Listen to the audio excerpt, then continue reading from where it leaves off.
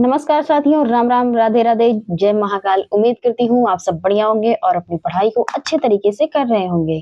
तो आज जो हमारा टॉपिक रहेगा वो रहेगा नदियों से, ठीक है। जैसे विश्व की नदियां, नदियों के किनारे स्थित शहर, ठीक है। तो चलिए शुरू करते हैं। विश्व की नदियां पहले किसे शुरू करेंगे? विश्व की नदियां किसे शुरू करेंगे? पहले हम विश्व की नदियों को स्टार्ट करेंगे, ठीक है। तो चलिए देखते हैं विश्व की नदियां। चलिए, दक्षिण अमेरिका की सबसे बड़ी नदी कौन सी है? दक्षिण दक्षिण अमेरिका की सबसे बड़ी नदी कौन सी है? तो वो है अमेजन नदी। कौन सी नदी है भैया? तो वो है अमेजन नदी, ठीक है। कौन सी नदियां हैं? तो अमेजन नदी है, ठीक है भैया। चलिए इसके आगे देखते हैं। अमेजन दक्षिण अमेरिका की सबसे लंबी नदी और तथा अपवाद क्षेत्र की दृष्टि से सबसे बड़ी नदी है, ठीक है। इसके आगे है, कटक में अपनी पहाड़ी यात्रा के अंत में सिंधु नदी अफगानिस्तान की किस नदी से जुड़ती है? कटक में अपनी पहाड़ी यात्रा के अंत में सिंधु नदी अफगानिस्तान की किस नदी से जुड़ती है? तो वो जुड़ती है भैया काबुल नदी से। किससे? काबुल नदी से जुड़ती है। किससे जुड़ती है भैया? काबुल नदी से जुड़ती है। कटक में अपनी पहाड़ी यात्रा के अंत में सिंधु नदी अफगानिस्तान की काबुल नदी से जुड़ती है। काबुल नदी कहाँ है? तो अफगानिस्तान में, ठीक है। अफगानिस्तान की राजधानी भी काबुल हो जाती है। सिंधु नदी अटक के निकट पहाड़ियों से बाहर निकलती है, जहां दाहिने तट पर अफगानिस्तान से आने वाली काबुल नदी में मिलती है। सिंधु नदी का उद्गम तिब्बत में कैलाश पर्वत के पास मानसरोवर झील के निकट होता है और यह तिब्बत यानी चीन, भारत, पाकिस्तान से प्रवाहित होते हुए कराची के पास अरब सागर में गिरते हैं, ठीक है। कराची के पास अरब सागर में गिरते हैं। चलिए इसके आगे देखते हैं। निम्नलिखित में से कौन सी नदियां हैं? विक्टोरिया एवं चार्ड, मरे एवं डार्लिंग, स्वेज और पनामा, इरी और ह्यूरन। तो इसमें से ऑप्शन बी सही हो जाता है, मर्रे एवं डार्लिंग। ये दो नदियां हैं, ठीक है। चलिए इसकी व्याख्या देखते हैं। मर्रे और डार्लिंग नदियां ऑस्ट्रेलिया महाद्वीप की सबसे प्रमुख नदियां हैं।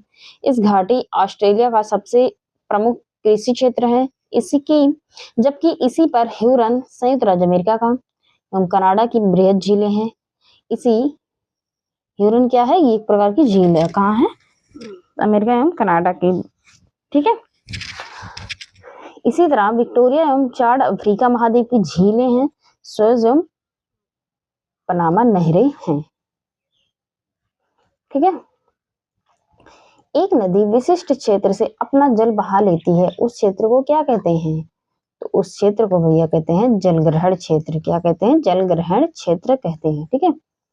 एक नदी जिस विशिष्ट क्षेत्र से अपना जल बहा कर लाती है, उस क्षेत्र को जलग्रहण क्षेत्र कहते हैं।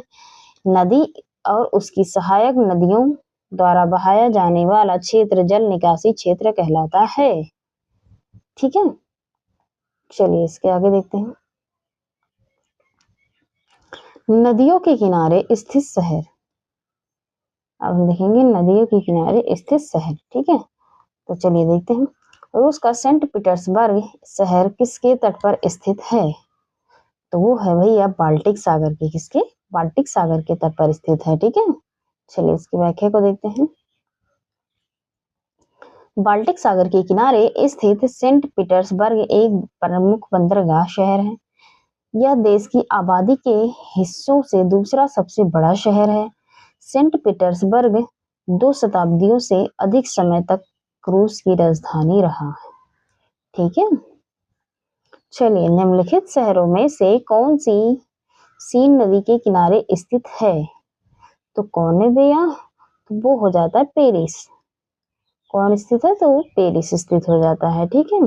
चलिए इसके आगे देखते हैं। प्रश्नगत शहरों में से पेरिस सीन नदी के किनारे स्थित है। बेलग्रेड डेन्यूब एवं साबा नदियों के किनारे लिस्बन टैगस नदी के मुहाने पर बुडापेस्ट डेन्यूब नदी के किनारे स्थित है, ठीक है। सीन नदी किस नगर से होकर बहती है? तो वो बहती है भैया पेरिस से होकर। किससे? पेरिस से होकर बहती है, ठीक है। चलिए सेन नदी फ्रांस की दूसरी सबसे लंबी नदी है जो फ्रांस के पेरिस से होकर बहती है। ठीक है, किससे? फ्रांस के पेरिस से होकर बहती है। ठीक है भैया, चलिए इसके आगे देखते हैं।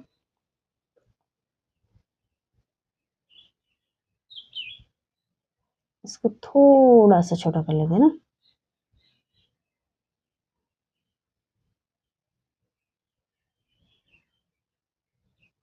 अब ठीक है। निम्नलिखित नदियों और उन शहरों को का मेल मिलाइए जिनमें से होकर ये नदियां बह रही हैं और नीचे दिए गए कोड की सहायता से सही उत्तर का चयन कीजिए।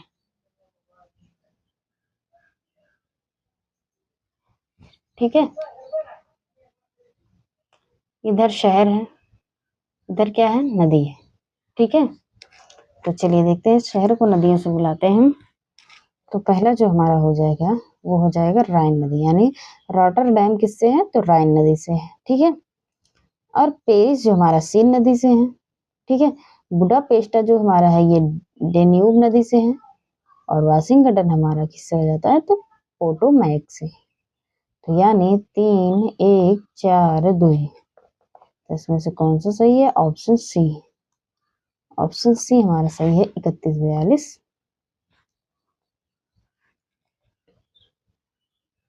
ठीक है, रॉडर डैम कहाँ है? तो ये राइन्स नदी पर, पेरिस, सीन नदी, बुडापेस्टा, डेन्यूब, वाशिंगटन, पोटोमैक।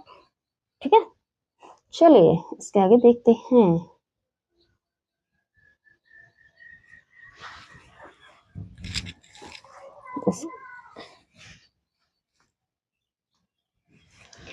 विश्व की बृहत्तम डेल्टा निर्मित होता है गंगा ब्रह्मपुत्र द्वारा, मिसिसिपी मैसूरी द्वारा, या यांगशी क्यांग द्वारा, होंगहो द्वारा। तो ये होता है भैया गंगा ब्रह्मपुत्र द्वारा। किसके द्वारा होता है? गंगा ब्रह्मपुत्र के द्वारा होता है। ठीक है भैया, चलिए इसके आगे देखते हैं। गंगा ब्रह्मपुत्र तथा मेघना द्वारा निर्मित डेल्टा विश्व का बृहत्तम डेल्टा है। यह बांग्लादेश एवं भारत के बीच के पश्चिम बंगाल राज्य में बंगाल की खाड़ी यानी हिंद महासागर में स्थित है। इसे गंगा ब्रह्मपुत्र मेघना डेल्टा या सुंदरबन का डेल्टा कहा जाता है, या माना जाता है, या जाना जाता है। ठीक है, ग्रैंड कैनियन क्या है? ग्रैंड कैनियन एक प्रकार का खड्डा है। क्या है? एक प्रकार का खड्डा है। ठीक है, चलिए इसकी व्याख्या को देखेंगे। ग्रैंड कैनियन संयुक्त राज्य अमेरिका एवं एरिजोना प्रांत में कोलोराडो नदी द्वारा निर्मित किया गया एक खड्डा है। धातव्य है कि कैनियन गार्ज का विस्तृत रूप होता है। ठीक है, क्या होता है? कैनियन राज्य का विस्तृत रूप होता है। ठीक है भैया, चलिए इसके आगे देखते हैं।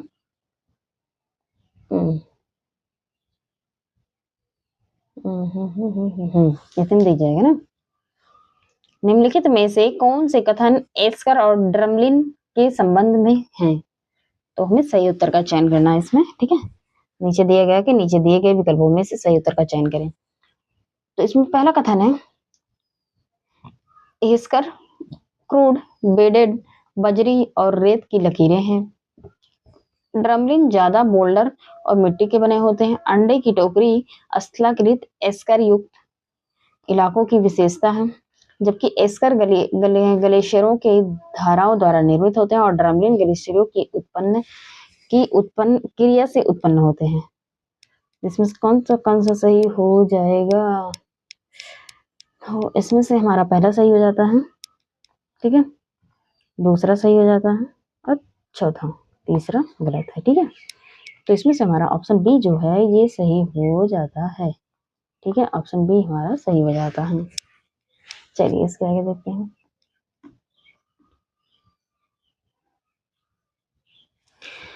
ग्लेशियरों या हिम के पिघलने से प्राप्त जलधाराओं द्वारा मलबे के निक्षेपण से निर्मित एस्कर लंबे सकरे कटक होते हैं, जिनके किनारे तीव्र ढाल वाले एस्कर होते हैं।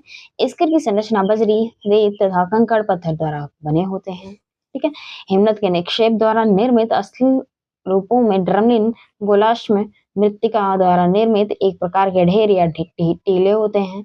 जिनका आकार उल्टी नौका या कटे हुए उल्टे अंडे के समान होता है। अंडे की टोकरी स्थलाकृत ड्रमलिन युक्त इलाकों की विशेषता है। ड्रमलिन ग्लेशियर की क्रिया से उत्पन्न होती है। ठीक है, चलिए अब हम देखेंगे द्वीप को। किसे? द्वीप को। ठीक है, चलिए विश्व का दूसरा सबसे बड़ा द्वीप है। क्वेश्चन है विश्व का दूसरा सबसे बड़ा द्वीप है तो वो है भैया न्यू गिनी। कौन सा है? न्यू गिनी है। कौन सा है? New Guinea. विश्व का दूसरा सबसे बड़ा द्वीप कौन सा है? तो न्यू गिनी। ठीक है, पहला कौन सा? Greenland, Denmark. विश्व के 3 सबसे बड़े महाद्वीप हैं, सॉरी द्वीप हैं। ग्रीनलैंड जो डेनमार्क में है, New Guinea Indonesia, Papua New Guinea तथा तीसरा जो है बोर्नियो, ये इंडोनेशिया, मलेशिया एवं ब्रुनई में है। ठीक है, ग्रीनलैंड निम्नलिखित देशों में से किस देश का भाग है?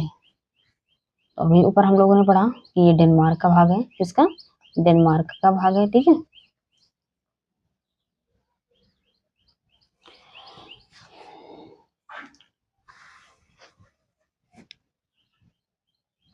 निम्नलिखित में से कौन सा द्वीप क्षेत्रफल में सबसे बड़ा है? तो कौन सा बड़ा है? तो अभी ऊपर हम लोगों ने पढ़ा बोर्नियो। कौन सा है? क्षेत्रफल में बोर्नियो है। ठीक है, क्षेत्रफल में कौन सा? बोर्नियो। दिए गए विकल्पों में बोर्नियो का क्षेत्रफल सर्वाधिक है, यानी 7,51,929 वर्ग किलोमीटर। मेडागास्कर का 5,87,713 वर्ग किलोमीटर, सुमात्रा का 4,72,784 वर्ग किलोमीटर तथा ब्रिटेन का ग्रेट ब्रिटेन का क्षेत्रफल जो है वो 2,09,331 वर्ग किलोमीटर है। ठीक है, चलिए इसके आगे देखते हैं। फिजी द्वीप अवस्थित है। फिजी द्वीप अवस्थित है तो कहाँ अवस्थित है भैया? तो ये प्रशांत महासागर में हो जाता है। कहाँ? प्रशांत महासागर में। ठीक है, कहाँ स्थित है? प्रशांत महासागर में स्थित है। ये ओशेनिया में स्थित मेलानेशिया का एक द्वीपीय देश है। ठीक है, फिजी। भौगोलिक क्षेत्र की दृष्टि से जापान का सबसे बड़ा द्वीप है तो कौन सा है? होन्शू। कौन सा है? होन्शू। ठीक है, कौन सा है? भौगोलिक क्षेत्र की दृष्टि से जापान का सबसे बड़ा द्वीप होन्शू है। ठीक है, कौन सा भैया? होन्शू है। चलिए इसके आगे देखते हैं।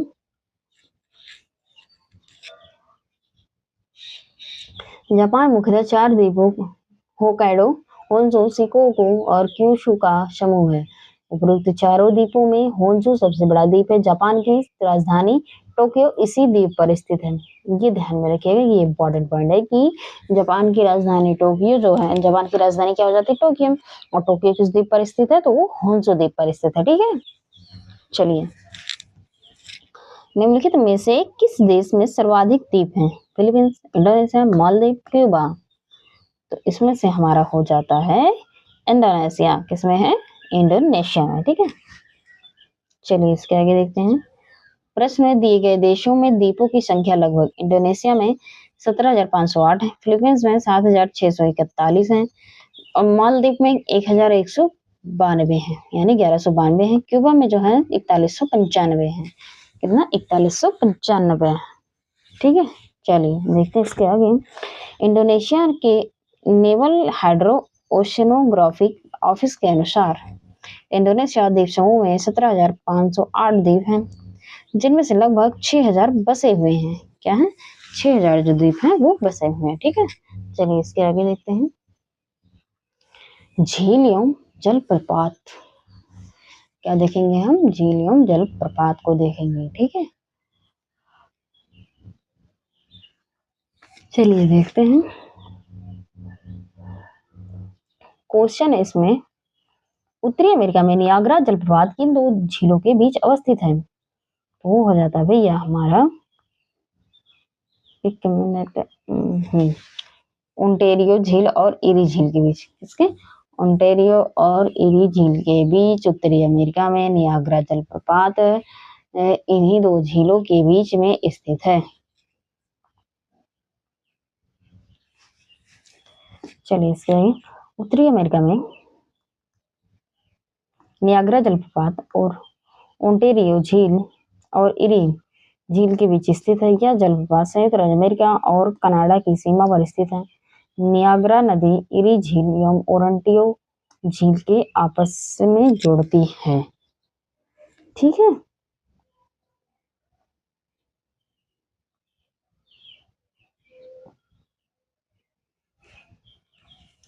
ताउपो झील किस देश में स्थित है?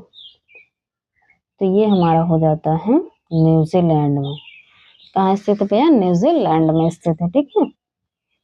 चलिए, ताउपो झील, जिसे ताउपो भी कहा जाता है, न्यूजीलैंड के उत्तरी द्वीप में स्थित एक बड़ी काल्डेरा झील है। किसी काल्डेरा झील है। ठीक है।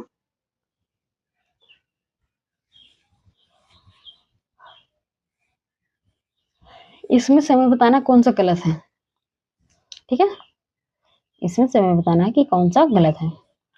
तो इसमें पहला कथन है, सतह क्षेत्रफल के हिसाब से विक्टोरिया झील दुनिया की तीसरी सबसे मीठे पानी की झील है। दूसरा है, यह अफ्रीका की महान झीलों में से एक है। तीसरा है, इसमें इसकी सीमा 4 देशों तंजानिया, युगांडा, रवांडा और केन्या से लगती है। चौथा जो है, विक्टोरिया झील से निकलने वाली एकमात्र धारा नील नदी है, जो युगांडा के जिंजा के पास झील से बाहर निकलती है। तो इसमें से हमारा सही हो जाता है पहला और तीसरा। कौन सा? पहला सही है हमारा और तीसरा सही है। ठीक है। तो ऑप्शन में से हमारा सॉरी मतलब गलत है, लेकिन ऑप्शन के अकॉर्डिंग यही सही है। ठीक है। तो इसमें से पहला वाला ऑप्शन सही हो जाता है। ठीक है।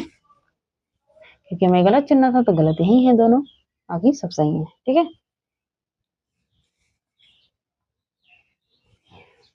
एक मिनट भैया।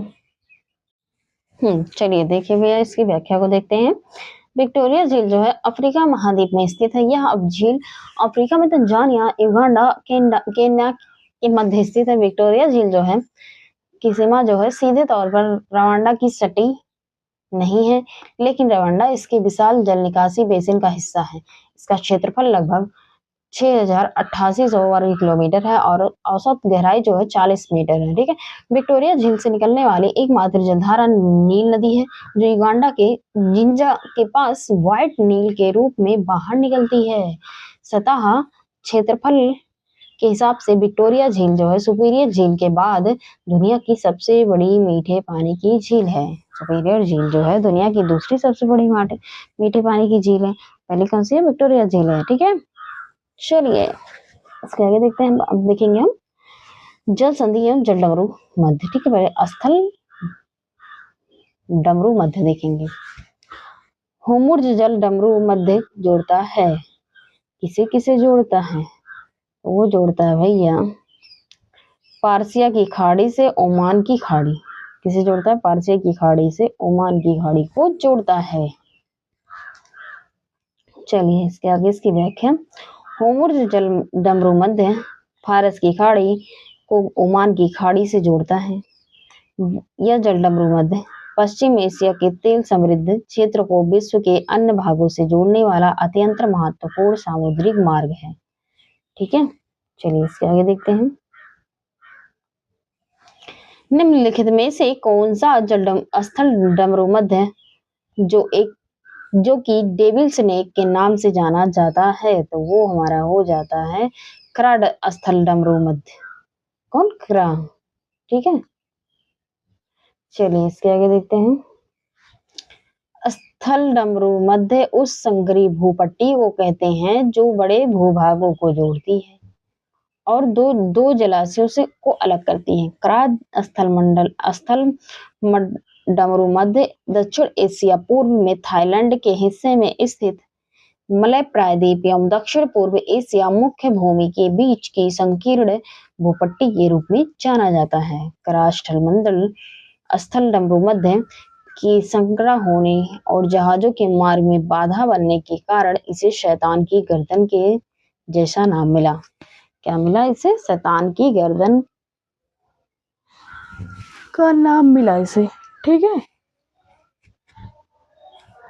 चलिए देखते हैं इसके आगे। हिंद महासागर और लाल सागर को कौन सी जल संधि जोड़ती है? तो वो जोड़ती है भैया बाब उल मंदेब। कौन? बाब उल मंदेब। ठीक है, चलिए इसके आगे देखते हैं।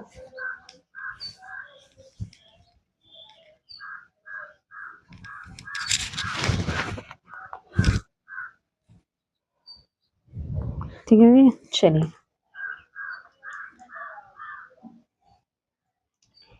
हिंद महासागर, अदन की खाड़ी और लाल सागर को आब अल मंदेबी जल संधि जोड़ती है। अन्य विकल्पों के विवरण इस प्रकार: हरमुज जल संधि फारस की खाड़ी और ओमान खाड़ी को जोड़ती है। बोस्पोरस जल संधि जो है काला सागर और मरमरा सागर को जोड़ती है। मलक्का जल संधि अंडमान सागर और दक्षिण चीन सागर को जोड़ती है। ठीक है, चलिए इसके आगे देखते हैं। मलक्का जल संयोजक में आने जाने की सुविधाएं हैं किसकी? तो वो है हिंद महासागर से चीन तक। इसे हिंद महासागर से चीन तक आप जा सकते हैं। चलिए इसके आगे देखते हैं। ये कौन सा पेन है भैया? इसकी व्याख्या को देखेंगे अब। मलक्का जल संधि, ओहो ये हाइलाइटर है, ये मैं थोड़ा ट्राई कर रही थी। ये कौन सा पेन है ना? ये क्या है? ओटीटी। हाँ चलिए ठीक है, देखते हैं। मलक्का जल संधि जो है ये इंडोनेशिया के सुमात्रा द्वीप को मलय प्रायद्वीप से अलग करती है। यह अंडमान सागर, हिंद महासागर एवं दक्षिण चीन सागर यानी प्रशांत सागर को जोड़ती है। इस जल संयोजक के माध्यम से हिंद महासागर से दक्षिण चीन सागर तक आने जाने की सुविधाएं हैं। ठीक है, अब हम देखेंगे नहर को। किसे? नहर को। नहर की बात आए और स्वेज नहर ना आए तो ये गलत बात है। स्वेज नहर जो है किन को जोड़ती है? वे हैं, तो ये जोड़ती है भैया लाल सागर भूमध्य सागर को। किसे जोड़ती है? लाल सागर और भूमध्य सागर को जोड़ती है। चलिए इसके आगे देखते हैं। काफी लंबी व्याख्या है इसकी भैया, है ना? चलिए देखते हैं। स्वेज नहर जो है वो मिस्र के स्वेज स्थल डमरू मध्य में बनाई गई विश्व की सबसे बड़ी कृत्रिम नहर है। यह 1869 में इसकी लंबाई 164 किलोमीटर थी जब तथा वर्ष 2015 में इसकी कुल लंबाई 193.30 किलोमीटर थी। भूमध्य सागर और लाल सागर को जोड़ने वाली इस नहर को 1869 में जहाजों के आवागमन के लिए खोल दिया गया था। ठीक है, इसके दक्षिणी सिरे पर स्वेज शहर में तेवफीक बंदरगाह यानी स्वेज बंदरगाह और उत्तरी सिरे पर पोर्ट सईद बंदरगाह स्थित है। इस नहर के बन जाने से यूरोप और एशिया के बीच की दूरी काफी कम हो गई है, क्योंकि इससे बनने से पूर्व यूरोप और एशिया से यूरोप जाने वाले जहाजों को अफ्रीका महाद्वीप पर चक्कर लगाकर जाना होता था। ठीक है, लेकिन जब ये बना तो इससे बहुत आसानी हो गई आने जाना में। पनामा नहर जोड़ती है किसे? तो वो जोड़ती है भैया, पनामा नहर किसे जोड़ती है? तो वो जोड़ती है प्रशांत महासागर को अंध महासागर से। ठीक है, चलिए इसके आगे देखते हैं। पनामा नहर जो है मध्य अमेरिका में पनामा के स्थल डमरू मध्य को काटकर बनाई गई प्रमुख जहाजी नहर है। यह अटलांटिक महासागर को प्रशांत महासागर से जोड़ती है। ठीक है, अब हम देखेंगे प्रवाल भित्ति को देखेंगे। ठीक है, अड्डू प्रवाल द्वीप किस महासागर में स्थित है? तो ये हमारा भैया हो जाता है भारतीय महासागर में। किसके? भारतीय महासागर में। ठीक है, अब हम देखेंगे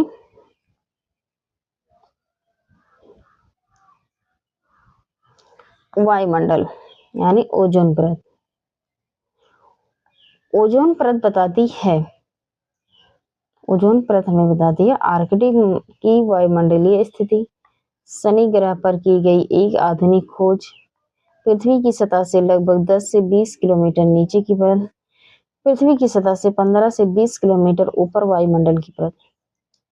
एक ई ऑप्शन भी बना लीजिएगा, इनमें से कोई नहीं।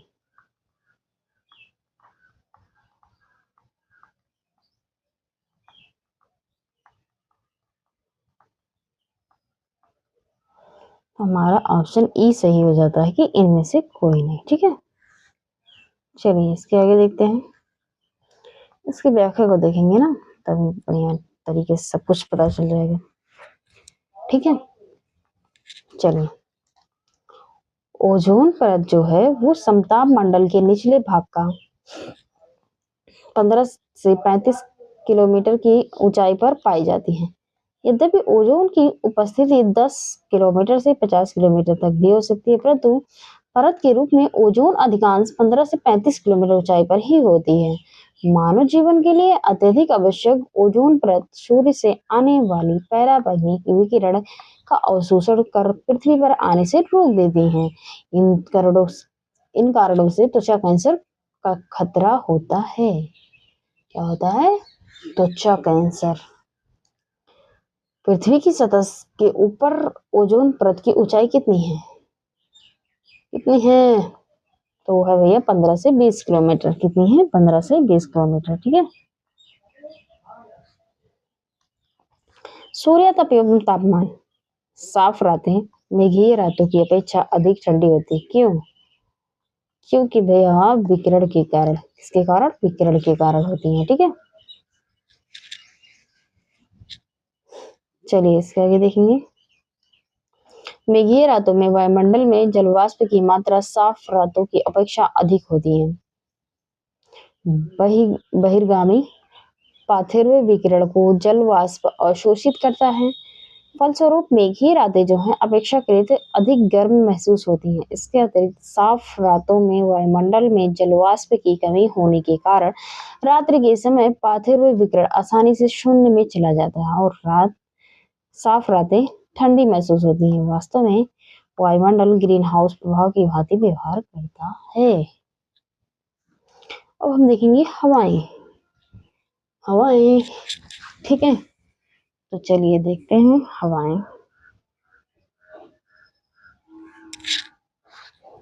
गरजने वाली 40, कुद्र 50, चीखने वाली 60 पौनी पृथ्वी की किस गोलार्ध में चलती है? तो ये भैया चलती हैं दक्षिणी गोलार्ध में। क्या चलती हैं? दक्षिणी गोलार्ध में। ठीक है, चलिए देखते हैं इसके आगे। इसकी व्याख्या को देखेंगे। गरजने वाली 40, कुद्र 50, चीखने वाली 60 पौनी पृथ्वी के उत्तरी गोलार्ध में चलती हैं। उत्तरी गोलार्ध में पछुआ पवनों की प्रचंडता के आधार पर इन्हें यह नाम दिया गया है। किसके कारण दिया गया था? तो इन्हें पछुआ पवनों की प्रचंडता के आधार पर। ठीक है, चलिए इसके आगे देखते हैं।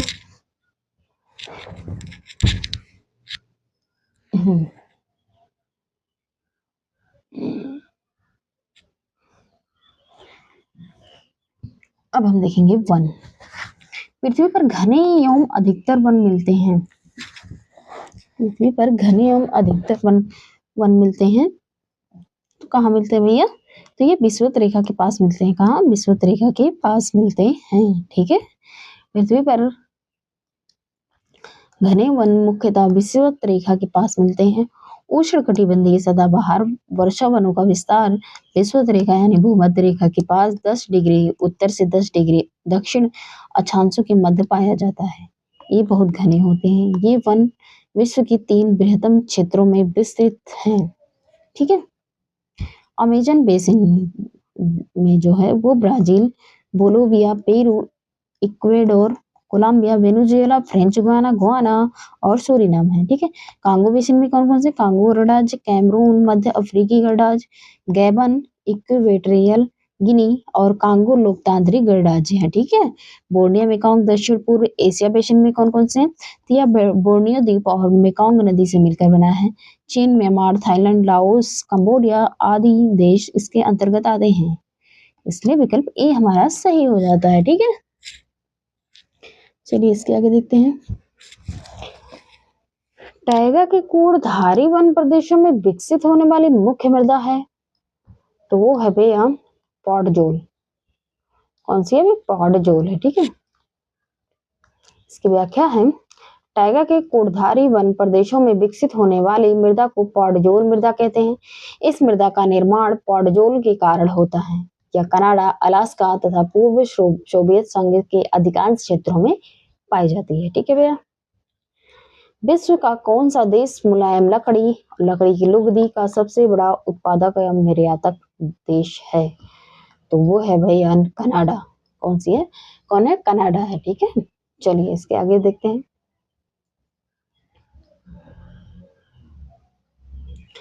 FAO द्वारा जारी यानी world food and agriculture statistical year book 2025 के अनुसार वर्ष